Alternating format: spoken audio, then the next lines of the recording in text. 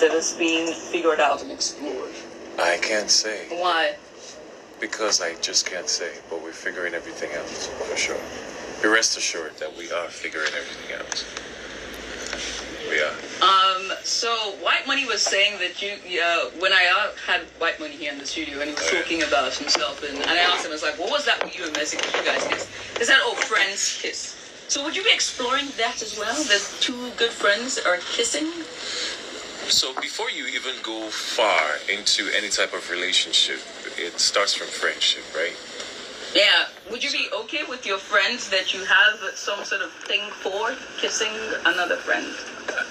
Rephrase the question. Would you have a problem with Mercy if you guys end up being friends, kissing another friend who is supposed to be a good friend? They are close enough to be kissing. There's too many friend. That's a problem. I need you to explore it for me. So are you asking if there was a ship, right? If you guys continue the conversation and you choose to do something outside of the house that we don't have privy to, would you have issues with White Money kissing her? Because White Money said his kiss with her inside the house was nothing. They were just friends. Would you have problems with them kissing? No, Ray, I'm not concerned about what any other person is doing. I'm only concerned about what I'm exploring with that individual. So you have no issues I'm not you're locking lips and... I'm not concerned about what any person. I'm only concerned about what's on my lane. So what White Money had with Mercy, I don't know what they had. Because they're good friends, and that's what he said. So if he says they were friends, then I believe that they were friends. I don't believe. Well, no, that's your mouth was no, that was for Cross's life. It's not for Pere. It's between you and Pere. So after the house, we saw videos of you two together outside, during the prize giving ceremony and everything else. Would you say that there is something there? Do you think that there's a leaning, Messi's like leaning towards you as well? Do you feel like, there's a she's mutual likeness for each other. You can say that? Yeah, absolutely. There's a mutual likeness for each other, and we would see where it goes. Why didn't you start that thing from the beginning then? Well, I know. I'm just saying. Sorry. My evil laugh. Alright, fine, we can probably let you guys go. Let me come back to our winner. Ilebaye, I had Doyin here in the studio, right? Yeah. And there was a friendship at the beginning of it, and there were times where she, fought with you, stood by you, was completely loyal to you. But towards the end, we saw some sort of gremlins or a rift between the both of you. Have you reconciled with Doyin? Because, before your evictions, you kind of ignored her totally, but immediately when, she was evicted, you gained a newfound love for her. You kissed her pictures, you were crying in the diary room, And a lot of people said it was strategy, that you didn't like her, there was no loyalty on your side, on your part. What was it? I loved her in the house. Obviously, she was there. She defended me. She stood by me. But it's just that we didn't even, I didn't really understand her. Because we're not friends before coming to the house. And I always said it, I don't even have friends outside the house. So I'm not really good with friendship. Mm-hmm. And it's even something right now I'm even learning. To be there. But we're literally good. I'm really but I'm getting to know what friendship means. Well, we've seen each other, we've reconciled, we've spoken about the past, and we're fine now, we're really good. And she has been there for me outside the house too, so we're good. So, how do you feel about, taking Venita's sides over Doyin, who defended you when there was that thing between yourself and Venita? I didn't take Venita's side. Well, it seemed like it. Yeah, because, I'm not the expressive type. And they had issues just because of how everything left when Pere and Sheyi and Ike were conniving and stuff like that. So she was just pissed because Venita was also there, and she didn't get to say anything, and she had kids. So in the whole you have kids, at least you're supposed to say something about these people trying to do this thing to someone innocent. Right. Do you get? So, and they fought, and me, I know Venita, we talk, do you get? So I was Venita, and she's always they're always having side comments, and I didn't like how she's always saying if doing past she would say something hurtful. So I had to like, okay, well, this was not what she meant. It was like she didn't purposely hurt or insult your kids. This was her own point of view, that she should try to understand the fact that okay, she was not insulting her kids, and they should come back together, and she should stop the hateful comments and everything. So it's just that I went to like beg on behalf of Doyin. Right. Yeah. If you didn't win this prize, if you didn't win this season, who would you have been rooting for? After Doyin. Doyin. Yeah. Fair enough. Or Alex. Oh, Alex. Fair enough. Yeah. Fair enough. And lastly, what is this Gen Z empire? Tell me, what is it? What happens inside this empire? I'm a vintage millennial, but is there a chance of me being part of this empire? What Gen is, Z? Yeah, Gen Z It's our era now. We're the Gen Z. Like, we're taking all over the world, and that's on her. Yes, we're now the leaders of tomorrow. So yeah, we're taking all over the world, right. And this is our era, the Gen Z era. Now we get our Yeah. So what happens to the money now? What next? the money. Right now, I want to take a very quiet step.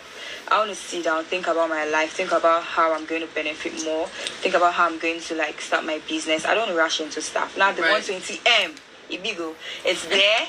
So I don't want to, because the money is there, let me just rush and start something. I want to sit down, have people, good people and genuine people who are going to lead me to the right path on how to invest and make good use of the money. So I'm not rushing yet. Right. Yeah.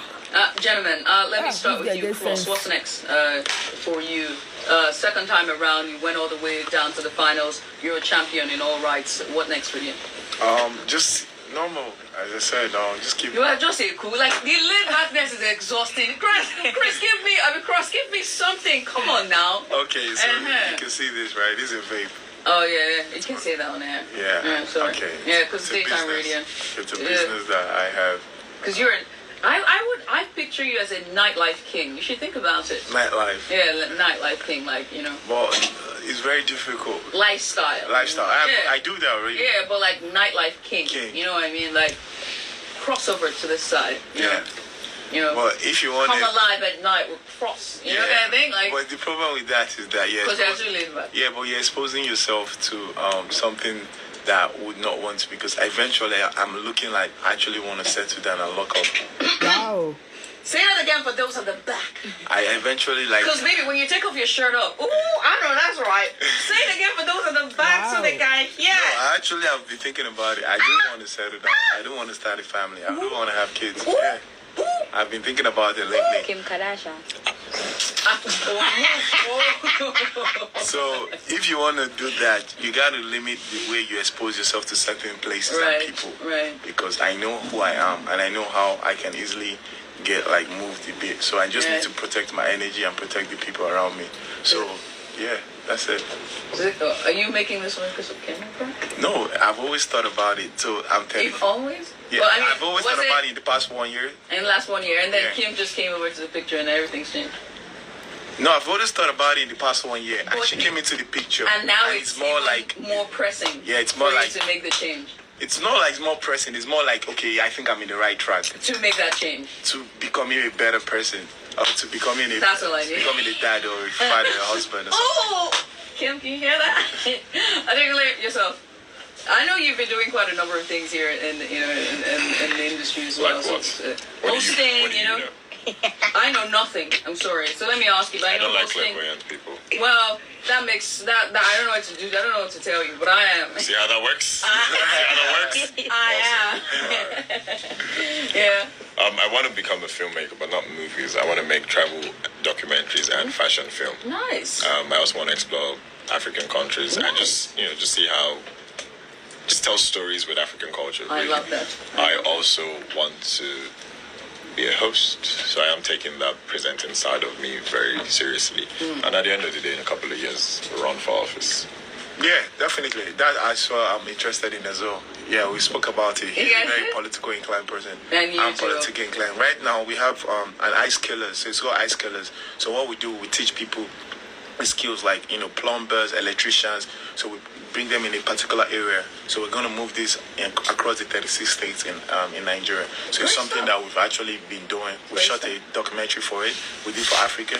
Now we need to do for states, and push it. So Nice. yeah, something we're definitely going to do. Cross is also very big on using tech to connect Africa because he strongly believes that Africa is where it is at, and when everybody comes together, Africa can actually realize its full potential. So Cross is actually very big on that, tech and Africa. Right. Equity is also one of them. So I think women should also be part of that. Yeah, women. I know women are best leaders, by the way.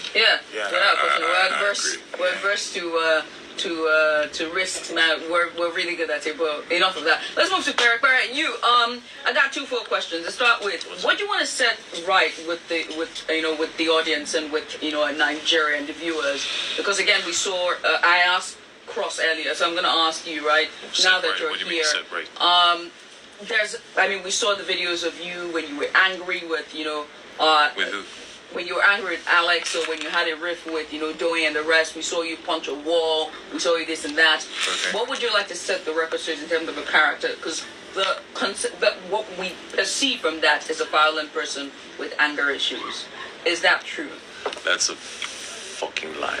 You can't say it. I'm about to lose my job.